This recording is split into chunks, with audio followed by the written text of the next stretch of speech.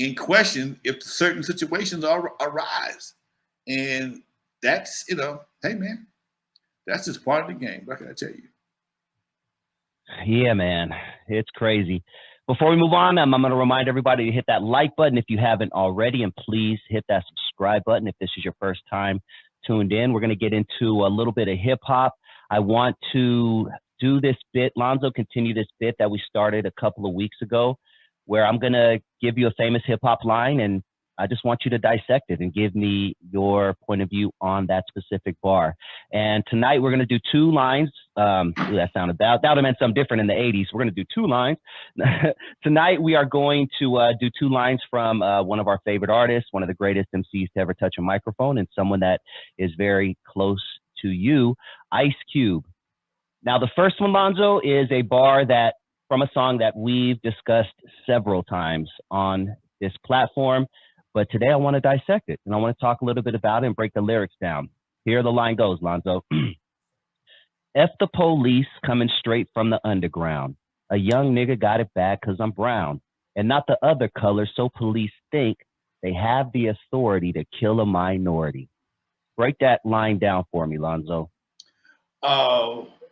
Being a black man from Compton and surrounding areas, that was the attitude growing up, man, for years. That what you said to the police didn't mean nothing. The badge and the authority gave him pretty much the badge, and the badge in his job pretty much gave him the authority to do and say anything he wanted to do to you. Things have always been rough between blacks and the police, especially young blacks. I mean, the younger you are, it's like they try to, sometimes it seems like they try to indoctrinate you with the fear of the police. So as you get older, you always have that fear. And I didn't get a lot of interaction with the police till I got about 16, 17 when I started driving.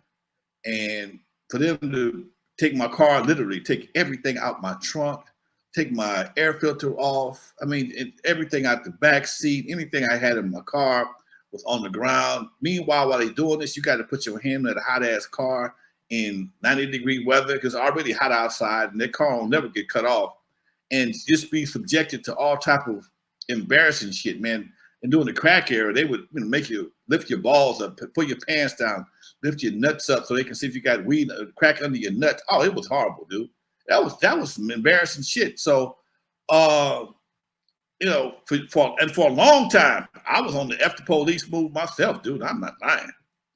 I do. I for a long time. I think we all went through that period. I think we all probably did as black men, right? I went through the F the police phase of my life until I became a homeowner. Right here, baby. Now I have the motherfuckers on speed dial. Now, hey, it's me again, guys. Until I became a homeowner. Okay. And you realize sometimes, damn, I hate to say this, sometimes there's some necessary evils that you need in certain situations. And they can be a necessary evil, dude. Just the fact that you have the ability to call somebody that may show up and make somebody else, deter them from doing some dumb stuff, is a powerful situation within itself. But then the dumb stuff that this person may be doing is not a death sentence. It don't warrant a death sentence.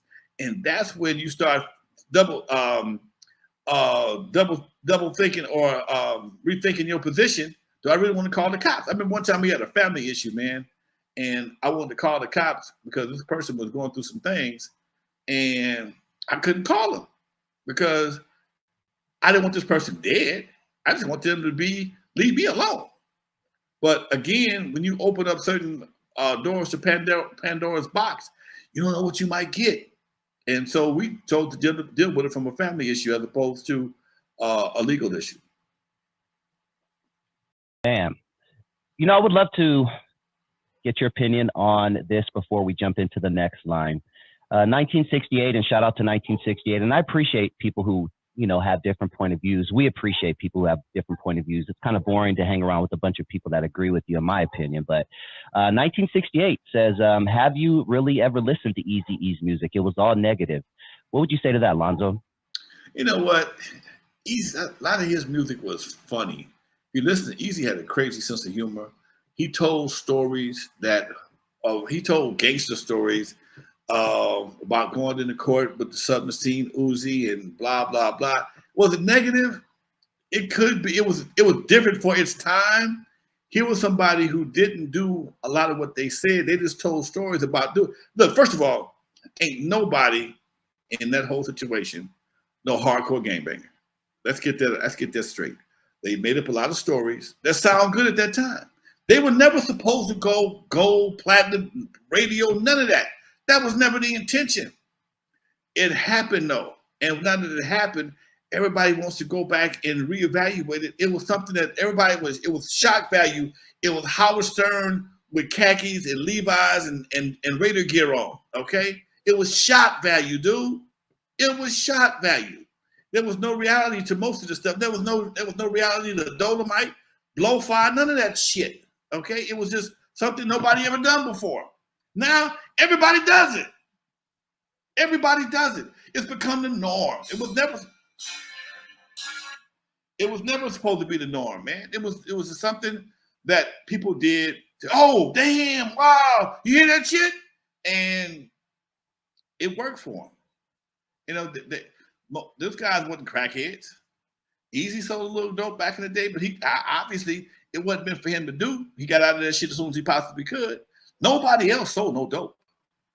Nobody else did none of that shit. No, they were not gangbangers, dude. They told y'all one thing. They were characters that sold y'all the characters, and y'all bought them hook, line, and sinker, along with some stories that somebody else may have lived, but that was not the case. So it's real hard. I think about that sometimes. I laugh. You know, I told y'all they were bullshitting, but y'all didn't take me. Y'all didn't believe me. Yeah, man, dude. Yeah, thank you for saying that. And once again, we appreciate all opinions, even if, you know, because I don't agree with that. I'm sure 1968 you've listened to some trashy stuff back in your day, and it's just, you know, Come on, man. Like you said, Dolomite, all the pimp. Look, I know if you were born in 1968 or around 1968, you probably was watching some shit like what was the blaxploitation movies y'all was watching back in the day, Lonzo? Super niggas, there was super niggas everywhere. Come on, man. You know, it had an impact to a certain degree because it was funny. A lot of that shit was corny. I can't watch it now. Okay, I can't watch it, and I tried to just for that. I'm gonna watch some black exploitation movies. You know, Fred Williamson and Pam Grier, and you know, back then that shit was the shit. Okay, you weren't sophisticated. You didn't know no better. All you knew was you saw some black people on television or in the movie theater, and he was a big black buck with a perfect sideburns, kicking ass. That's all you knew. That's all you had.